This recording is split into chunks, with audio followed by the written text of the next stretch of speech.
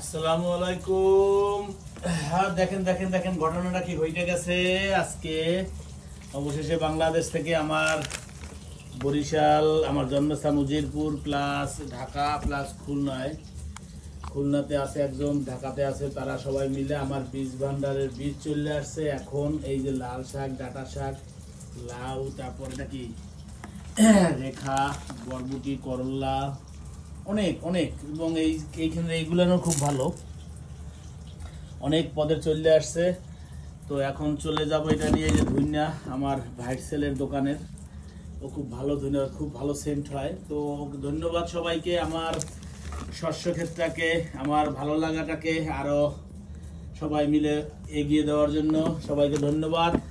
খুবই খুশি আমি, আমার বীজ ভান্ডার চলে আজকে।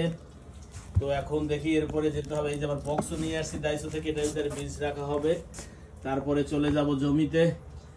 ওকে, তাহলে সবাই থাকি আমার সাথে, বীজের সাথে। আল্লাহ হাফেজ।